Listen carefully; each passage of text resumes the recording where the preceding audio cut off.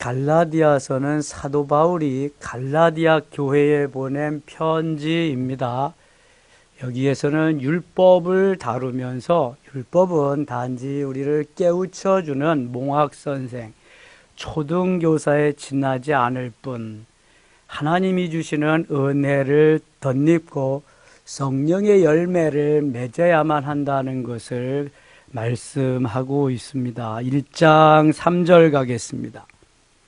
우리 하나님 아버지와 주 예수 그리스도로부터 은혜와 평강이 있기를 원하노라. 바울 서신 어디든지 바울이 먼저 은혜와 평강을 비는 인사를 합니다. 하나님의 은혜, 하나님의 샬롬, 하나님의 평강이 너희들에게 있기를 원한다. 좋은 그러한 인사법이죠. 우리도 샬롬하고 인사하죠. 때로는 할렐루야 하면서 인사하고 샬롬, 하나님의 평강이, 하나님의 은혜가 좋은 그러한 것들은 이 샬롬이라는 데 다 담겨 있습니다. 바울이 먼저 이렇게 인사하고 출발한다는 거. 7절 가겠습니다. 다른 복음은 없나니 다만 어떤 사람들이 너희를 교란하여 그리스도의 복음을 변하게 하려 함이라. 다른 복음이 없다는 것은 구원을 줄 만한 다른 이름도 우리에게 없다는 것입니다. 구원할 만한 인간은 이 땅에 아무도 없다는 거예요.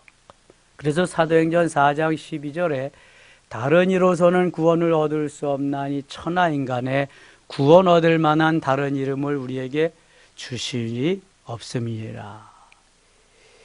다른 이로서는 구원을 받을 수 없습니다. 아담 이후의 모든 사람이 다 죄인입니다. 무슨 죄를 가지고 태어나요? 원죄, 루트신, 죄의 뿌리가 되는 원죄를 가지고 태어나기 때문에 죄가 있는 죄인으로서는 죄인을 구원할 수가 없습니다. 그래서 예수 그리스도는 사람에게서 태어나지 아니하고 성령으로 잉태되어서 여자의 후손으로 이 땅에 오심을 말씀하고 있습니다. 우리가 사도신경에서 늘 고백하는 게 그거죠. 다른 복음은 없습니다. 다만 이단들이 우리를 교란시키기 위해서 다른 복음을 전할 뿐입니다.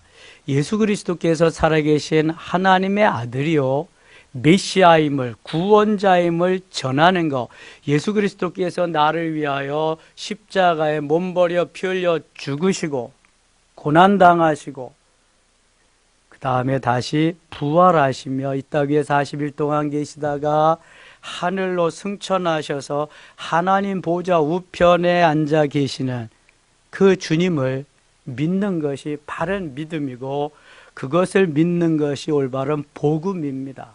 이거 믿지 아니하면 아무런 의미가 없고요. 구원도 받을 수가 없습니다.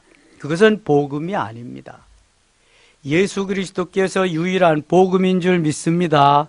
예수 그리스도께서 우리에게 전하신 복음의 말씀, 이것이 진리입니다. 그래서 내가 곧 길이요 진리요 생명이니 나로 말미암지 않고는 아버지께로 올 자가 없느니라. 요한복음 14장 6절에서 말씀하고 있습니다. 예수 그리스도밖에 없다는 겁니다. 나밖에 없다는 겁니다. 다른 어떤 곳에 내가 예수라고 그렇게 전하고 수 없는 유혹을 해도 가시면 안 됩니다. 8절입니다. 그러나 우리나 혹은 하늘로부터 온 천사라도 우리가 너희에게 전한 복음 외에 다른 복음을 전하면 저주를 받을지어다. 다른 복음, 예수 그리스도 외에 다른 어떤 것을 전하면 저주를 받을지니라. 사도 바울이 강력한 메시지를 전합니다. 그러니까 이단들은 문선명이나 박태선이나 이미 죽었지만 아직 살아있는 이만이나 그 다음에 하나님의 교회 안상옥이도 죽었고요. 안상옥이 부인 장길자나 뭐 이런 여러모로 믿고 또 그것을 전하는 자는 저주의 대상에 저주를 받을지니라 말씀하고 있습니다. 9절 같이 읽어요. 9절 우리가 전에 말하였거니와 내가 지금 다시 말하노니 만일 누구든지 너희가 받은 것 외에 다른 복음을 전하면 저주를 받을지어다. 아멘.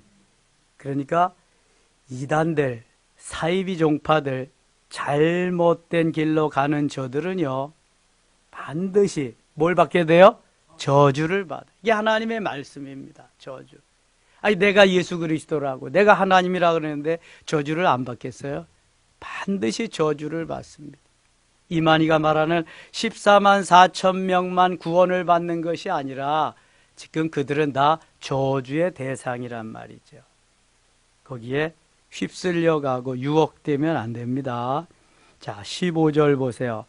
그러나 내 어머니의 태로와 14절부터 좀 보겠습니다. 14절. 내가 내 동족 중 여러 연갑자보다 유대교를 지나치게 믿어 내 조상의 전통에 대하여 더욱 열심히 있었으나 이 사도 바울은요, 다메섹 도상에서 변화되기 이전에는 아주 강력한 유대인입니다. 유대인 중에서도 가장 큰 그 세력인 무슨 파였어요? 바리새파. 바리새인 중에서도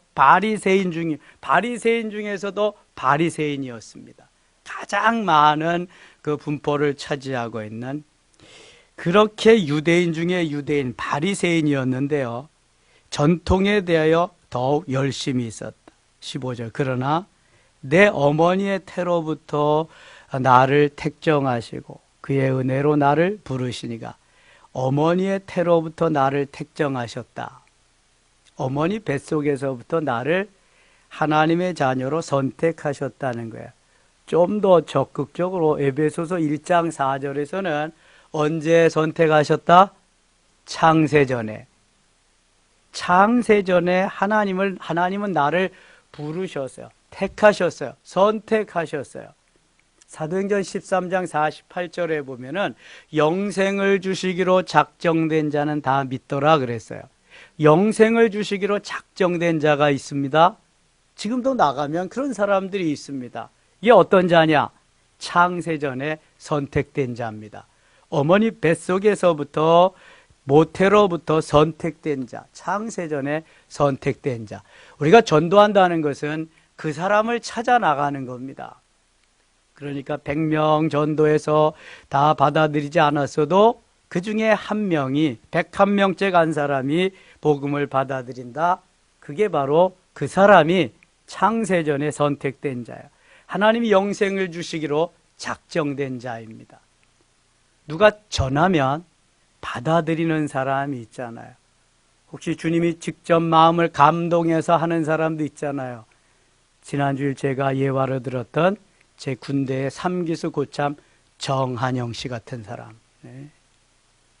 하나님이 선택해서 부르신 거예요. 누구도 전해주는 사람이 없으니까 그냥 놔두면 이방인 될 테니까 하나님이 그 마음을 감동시켜서 하나님 강권적으로 불러내신 거예요. 사도 바울 가만 놔두면은 저 못된 짓을 다 하는 정말 자기의 고백대로 죄인 중에 괴수될 테니까 하나님이 부르신 거예요. 다메섹 도상에서 거꾸로 들이시고 주님이 그를 부르셔서 이방인의 사도로 만드신 거예요. 사도 바울은 자기의 체험, 자기의 경험 이게 너무너무 확실하기 때문에 너무 확실한 팩트, 진실을 지금 기록하고 성령의 감동으로 전하고 있습니다. 하나님이 나를 어머니 모태에서 택정하셨다. 하나님이 나를 창세전에 선택하셨다. 이런 사람들은 다 누구든지 구원을 받는다. 가서 전하기만 하면 그 사람들이 다 지남철에 철이 붙는 것 같이 붙어온다. 2장 가겠습니다. 2장 8절입니다. 베드로에게 역사하사 그를 할례자의 사도로 삼으시니가 베드로에게 역사하사 그를 할례자의 사도로 삼으셨다. 베드로는 오순절 사건 이전에는 가짜입니다. 말로만 잘하고 고난이 있을 때 도망갔던 진실한 제자가 아닙니다. 오순절 사건 이전까지. 그러나 오순절 사건을 기점으로 해서 거기가 터닝 포인트가 됩니다. 성령 충만받고 살아계신 주님을 만나게 됩니다. 은혜를 충만히 받게 됩니다. 비겁한 자가 강하고 담대한 자가 됩니다. 그리고 그가 그리스도를 전하면서 나중엔 순교의 자리에 이르게 됩니다. 베드로를 하나님이 선택하신 것은 할례자들에게 가서 복음을 전하라는 그러한 사명을 주셨어요. 할례자는 누구의 후손이죠? 할례자 누구의 후손이에요? 아브라함의 후손이죠. 아브라함의 후손. 유대인들에게 가서 복음을 전하라고 하는 사명을 베드로에게 주어요. 할례자에게. 아브라함의 후손들은 태어난 지 8일이면 할례를 다 받아야 돼요. 할례란 남성 성기의 표피를 베어내는 것입니다. 베드로를 이렇게 하나님이 쓰시도록 사도로 부르셨다는 거예요. 그래서 사도행전 2장 오순절 때 은혜 받고 성령 충만 받은 베드로는 사도행전 1장부터 12장까지 주역이 됩니다. 그에게 맡기신 사명은 예루살렘과 유대에 복음합니다. 그리고 사도행전 8장에서 예수님 만나게 하셔서 은혜 받고 변화되게 하신 사울이 바울 되게 하셔서 그를 어디에 사도로 삼으셔요? 어디? 이방인의 사도로. 베드로의 사명은 유대인 복음화하는 겁니다. 여러분, 우리에게 사명이 다 있습니다. 똑같지 않습니다. 달란트도 다 다릅니다. 사명만큼만 살면 되는 거예요. 다른 사람 일에 콩나라 판나라 할 거 전혀 없어요. 신경 쓸 거 없습니다. 내 사명만 감당하면 되는 거예요. 베드로의 사명 뭐냐? 유대인 복음화하는 거예요. 사도 바울의 사명 뭐예요? 이방인 복음만 하는 거예요. 그래서 사도행전 8장에서 은혜 받게 하시고 성령 충만케 하셔서 변화되게 해서 유대인, 꼴통 유대인을 성령 충만한 하나님의 사람으로 만듭니다. 성령의 사람으로. 다시 보세요. 8절. 베드로에게 역사하사 그를 할례자의 사도로 삼으시니가 1장부터 12장 맡겨주셨죠.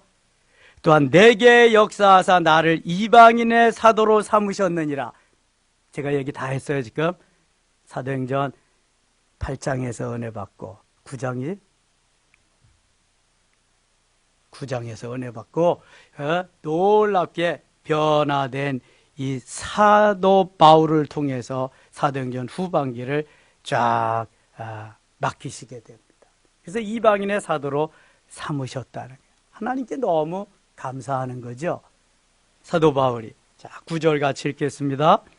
또 기둥같이 여기는 야고보와 게바와 요한도 내게 주신 은혜를 알므로 나와 바나바에게 친교의 악수를 하였으니 우리는 이방인에게로 그들은 할례자들에게로 가게 하려 함이라. 아멘. 기둥같이 여기는 야고보와 게바와 요한. 자, 여기 야고보는 어떤 야고보일까요? 사도 야고보. 또 다른 야고보 또 누구 있어요? 예수님의 동생 야고보. 자, 사도 야고보가 맞다 하는 사람 손 들어보세요. 사도 야고보. 네, 사도 야고보. 예수님의 젖동생 야고보가 맞다는 사람. 나머지 뭐야? 중간이야? 수없이 얘기해도. 사도 야고보는 사도행전 12장에서 사도 중에서 최초의 순교자가 됩니다. 평신도 중에서는 누가 최초의 순교자가 돼요? 스데반 집사님. 사도행전 7장에서 순교합니다. 사도 야고보가 목배임을 당하고 그 다음 타켓이 베드로가 돼서 베드로를 잡아다가 옥에 가두게 되잖아요. 그럼 여기 이미 초대교회에서 사도 야고보는 순교했어요. 여기 야고보가 또 나오잖아요. 또 기둥같이 여기는 야고보와 이 야고보는 예수님의 젖동생 야고보입니다. 예수님의 젖동생 4명이 있어요. 야고보, 요셉, 유다, 시몬. 4명이나 젖동생이 있는데요. 예수님 당시에는 예수를 믿지 않았습니다. 그러나 예수님의 십자가의 고난과 죽음과 부활 승천을 보면서 야, 과연 맞구나. 우리 형님이 메시아가 맞구나. 그때부터 예수를 믿고요. 이 야고보는 사도행전 15장에 보면은 거기 예루살렘 공회의 의장이 됩니다. 이미 먼저 믿은 자가 나중 되고 나중 믿은 자가 먼저 된다는 그러한 말씀과 같이 야고보가 두각을 나타내기 시작해서 이미 사도 야고보가 자리했던 그 자리를 꿰차고 들어옵니다.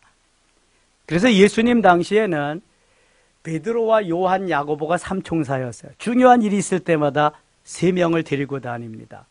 예수님 승천하신 이후에 여기 그 사도 야고보 대신 예수님의 젖동생 야고보가 그 자리를 대신해서 차지하게 됩니다. 자, 이름도 그래서 잘 지어야 될 것 같아요. 그 야고보가 이 야고보. 이름은 똑같지만 동명이인이에요. 아무튼 야고보와 게바. 게바는 누구예요? 베드로. 베드로의 다른 이름이 게바입니다. 옛날 자연인의 이름은 누구예요? 시몬. 시몬, 게바, 베드로 다 같은 이름입니다. 게바와 요한도, 요한은 사도 요한. 맞습니까? 또 누구 요한이 있어요? 세례 요한. 세례 요한일 것 같아요? 아닐 것 같아요? 세례 요한은 예수님보다 6개월 먼저 이 땅에 오셔서 헤롯에게 목배임을 당합니다. 순교합니다. 세례 요한의 제자들이 다 예수님께로 오게 되죠. 그래서 여기 요한은 예수님의 제자 사도 요한, 요한복음, 요한 1, 2, 3서, 요한계시록을 기록한 예수님의 제자입니다. 자, 여기 다시 또 기둥같이 여기는 야고보와 게바와 요한도 어디든지 기둥같이 여기는 일꾼들이 있습니다. 저는 시골에서 자랐기 때문에 집 짓는 광경을 많이 봤습니다. 맨 먼저는 터를 닦습니다. 지금같이 뭐 그냥 콘크리트로 해가지고 기초를 공사를 하는 게 아니에요. 연자 맷돌 그냥 큰 거 갖다 놓고 거기에다가 십 몇 명, 20 몇 명이 밧줄로 그걸 동여매서 들었다 놨다 합니다. 영차 들었다 놨다 하면 터를 다집니다. 터를 다진 다음에 그 다음에 뭐 하는지 아세요? 주춧돌 놓습니다. 주춧돌 다 놓고 그것도 설계가 있어. 설계가 옛날에도 설계가 다 있습니다. 설계도가 개집은 설계도가 없어도 짓을 수 있지만 사람이 사는 집은 반드시 설계도가 필요합니다. 주춧돌 놓고 그 다음에 하는 게 뭔지 아세요? 그 다음에 주춧돌 놓고 기둥 세웁니다. 기둥은 거기에 필요한 기둥만큼 쫙쫙쫙쫙 세웁니다. 기둥을 세운 다음에 기둥과 기둥 사이에 이렇게 연결하는 중방이라고 하는 것을 박습니다. 못을 쳐서 하는 게 아니라 다 이렇게 잘라가지고 끼우는 작업을 하면서 다 그걸 작업을 합니다. 목수들이. 중방을 다 이렇게 하고요. 그 다음에 해서 보를 올립니다. 보를 올리고 그 보에서 중방으로 쭉 뭐를 내릴까요? 석가래를 내립니다. 그래야 지붕을 이을 수 있으니까. 그렇게 가지고 집을 짓거든요. 가장 중요한 게 이 집을 짓는데 중요한 역할을 하는 게 기둥입니다. 기둥. 기둥이 없으면 집을 절대로 못 짓습니다.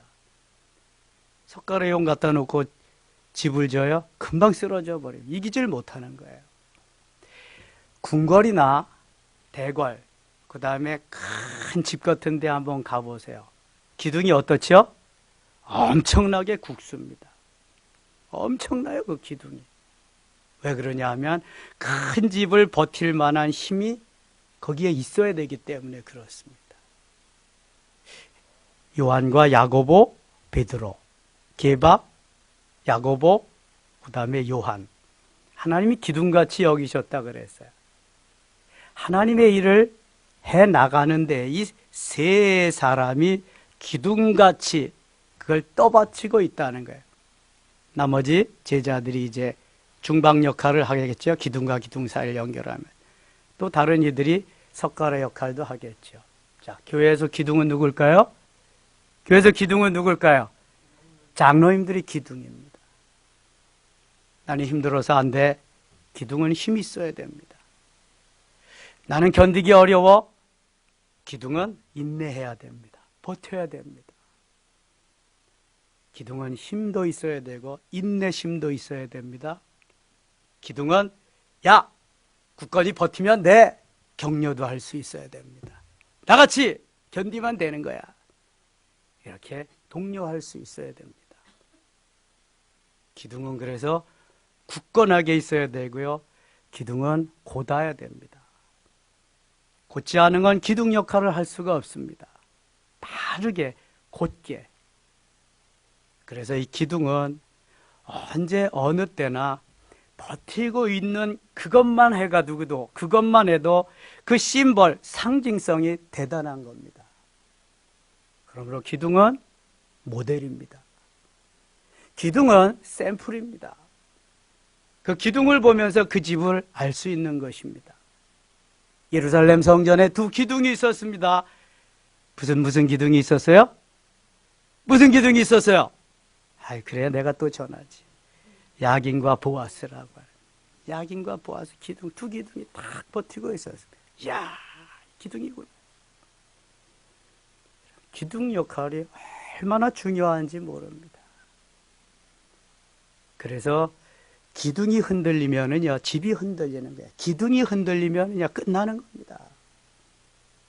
이걸 잘 아셔야 돼. 이게 집의 원리입니다. 집의 원리. 모든 게 다 마찬가지입니다.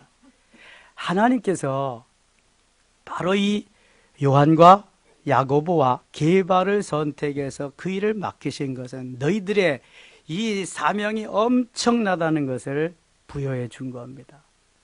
16절 가겠습니다. 16절.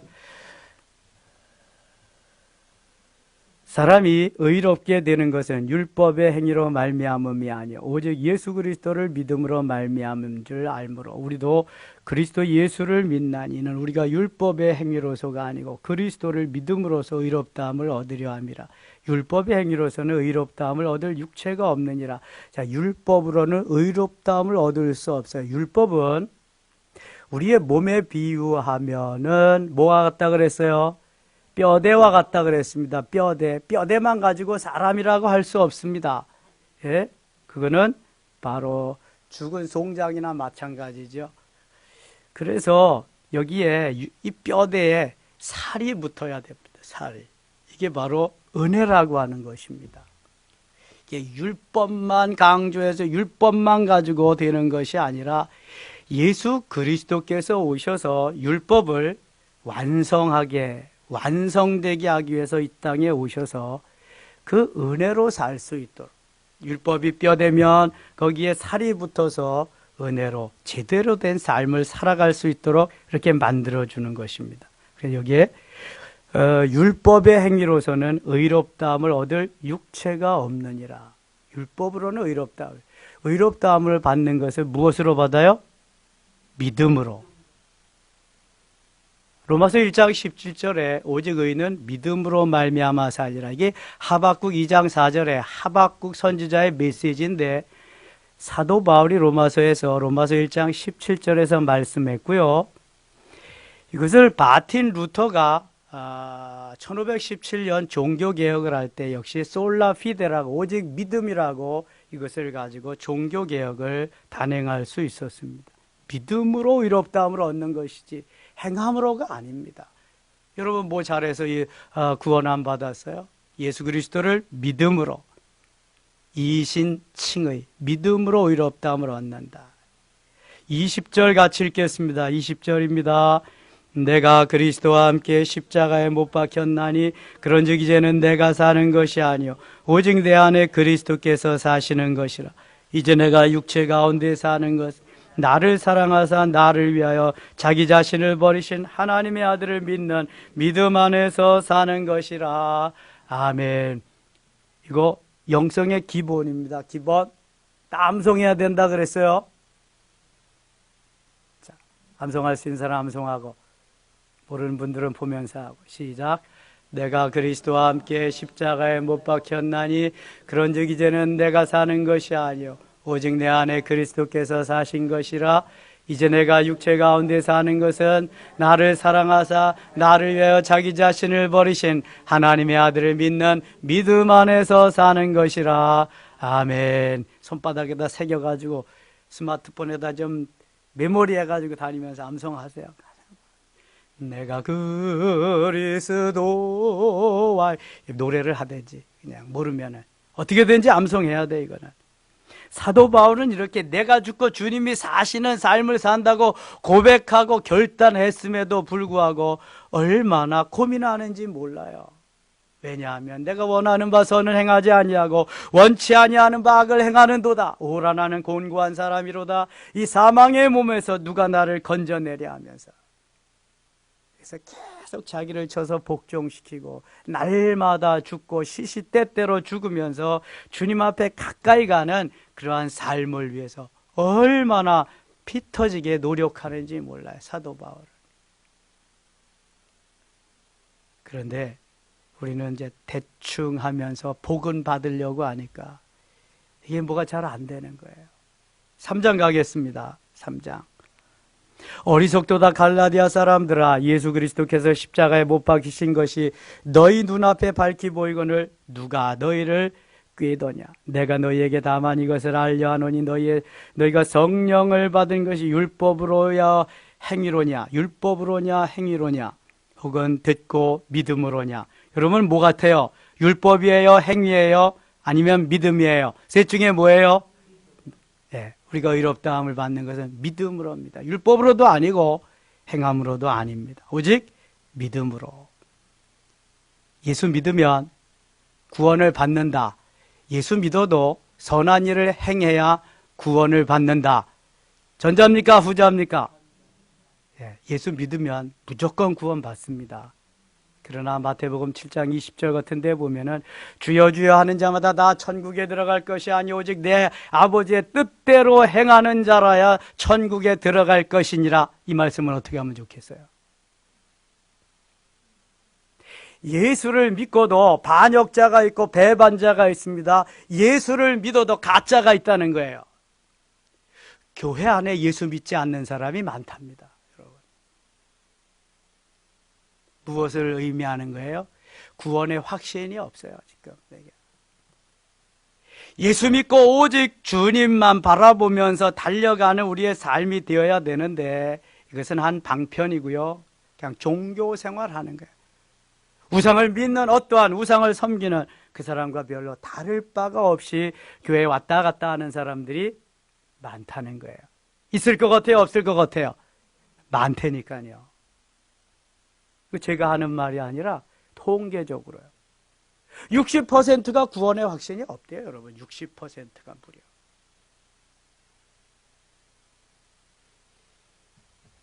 엄청난 그러한 분야의 부류의 사람들이 왔다 갔다만 한다는 거죠. 안타까운 거죠. 그래서 바울이 이렇게 묻습니다. 3절 같이 읽어요. 너희가 이같이 어리석으냐? 성령으로 시작하였다가 이제는 육체로 마치겠느냐? 만일 구원받은 백성이 믿음으로 구원받은 확신이 있는 진실로 하나님을 사랑하는 사람이라면 이런 말 할 필요가 없겠죠. 너희가 이같이 어리석으냐? 성령으로 시작하였다가 이제는 육체로 마치겠다. 성령으로 시작했어. 뜨겁게. 그런데 세상 풍파로 인해서 삶의 그 어려움으로 인해서 여러 가지 이단들의 그러한 계교로 인해서 믿음을 다 팔아먹었어. 그래서 육체로 마친다. 지옥 갈 백성이 되었다는 거죠. 성령으로 시작했다가 육체로 마치는 불쌍한 인생입니다. 불덩이로 시작했다가 숫덩이로 마친다. 불쌍한 인생입니다. 성령 충만, 능력 충만, 은혜 충만하다가 이제는 저 세상으로 충만하고 육신으로 충만한 삶을 산다면 불쌍한 사람입니다.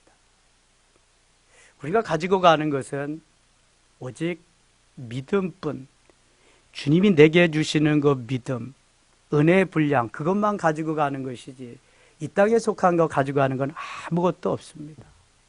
하나님은 영이시기 때문에 영적인 것만 소유하고 그것만 가지고 갑니다. 육체는 짧습니다. 잠깐입니다.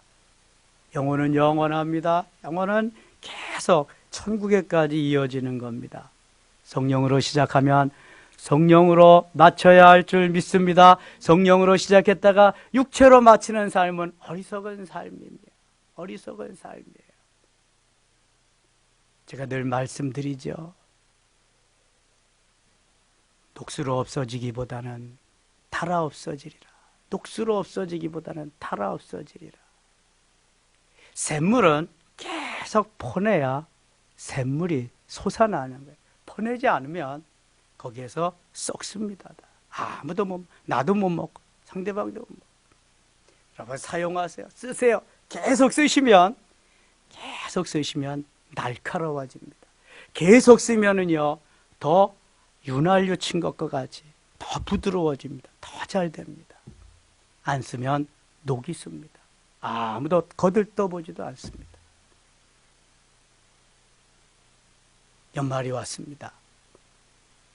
금방 다 지나갑니다. 또 새해가 올 겁니다. 날마다 새날이 온 것 같이 우리가 녹슬어지기보다는 내가 달아 없어지리라 하면서 주님 앞에 헌신하면서 주님 앞에 내어 맡기고 달려가는 사람은, 그러한 영혼은 주님이 언제 어디 때 갖다 놔도 다 살 수 있습니다. 사막에 갖다 놔도 살 수 있고요, 저 극한 지방 어디가 극한 지방일까? 남극 북극이 극한 지방이지 뭐. 거기에 가도 다 살 수 있습니다. 남극 북극에 가도 냉장고를 팔 수 있는 사람, 그렇죠? 예. 저 아프리카에 가도 열풍기를 팔 수 있는 사람. 이거 뭐 내가 하는 거 아니죠, 이거. 주님이 하게 하심에 따라서 다 하는 거예요. 이거.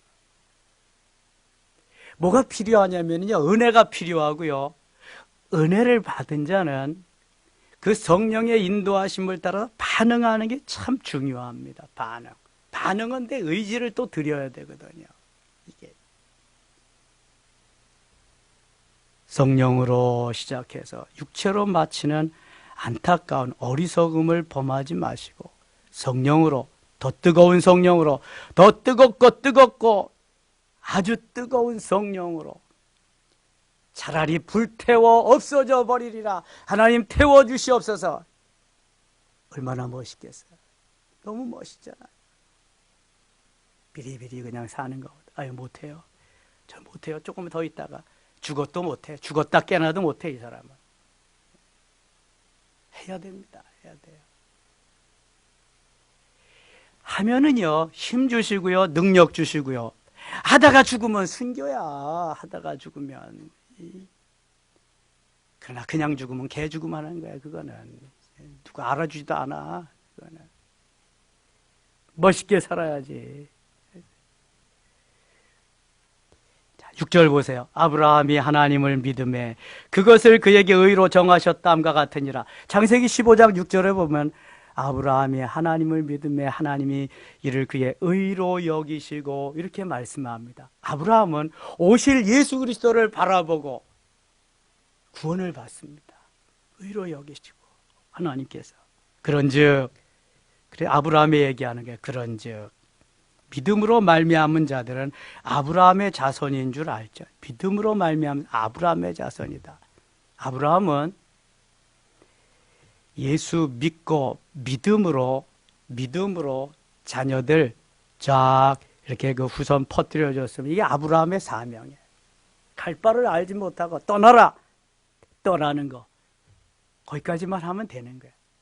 얼마나 힘들겠어요? 아버지, 어머니, 온 가족들, 일가 친지들이 같이 살던 그 시족사회로 살던 시절에서 떠나라. 방향도 모르고 목적지도 모르고 떠나라. 엄청 힘들죠. 그러나 떠나서 하나님이 인정해주는 그것이 바로 아브라함의 사명. 그것까지만 하면 돼. 엄청난 걸 하려고 하지 마시고 하나님이 내게 주신 사명만큼만 하면 돼. 사명만큼만. 그럼 하나님 칭찬해 주시고 하나님 또 이끌어 주시는 거예요. 그러면 그 믿음이 어디까지 가야 돼요? 어디까지? 아브라함의 믿음이 어디에 가서 절정을 이루어요? 뭐 천국이야. 그 아들 이삭을 번제물로 드리는 게 절정이지. 그냥 그때 하나님이 탁 붙잡고 그래 내가 이제 알았다. 내가 진짜다. 내가 이제 확인했다. 하늘의 별과 같이 바다의 모래알과 같이 너에게 주리라. 딱. 우리의 신앙에 절정이 있어야 돼. 절정. 신앙의 하이라이트를 맛보지 못하는 사람은요, 진정한 은혜를 경험하지 못하는 거예요. 절정에 클라이맥스가 있어야 돼요. 하나님을 감동시킬 만한 그때가 클라이맥스예요. 하나님의 마음을 감동시킬 만한. 아직까지 없다면 한번 해보시기 바랍니다. 야, 너는 이렇게 내가 내 생명 다 주게 너는 이렇게 째째하냐? 너네 그렇게 부끄럽게 사냐? 야, 너 그렇게밖에 못 사냐? 그럼 얼마나 부끄럽겠어요. 야, 내가 너를 선택하길 참 잘했다. 정말 멋있다. 내 아들이야, 내 딸이야. 이거 저거 다 가지고 살아. 신나는 거지 뭐. 7절 보세요. 그런즉 믿음으로 말미암은 자들은 아브라함의 자손인 줄 알지. 믿음으로 말미암아. 9절 갑니다. 그러므로 믿음으로 말미암은 자는 믿음이 있는 아브라함과 함께 복을 받느니라. 아브라함과 함께 클라이맥스 절정을 경험한 사람들은요, 믿음으로 살고요, 믿음으로 그렇게 하나님을 기쁘시게 해드릴 수 있다는 거예요. 걱정할 거 없어요, 여러분.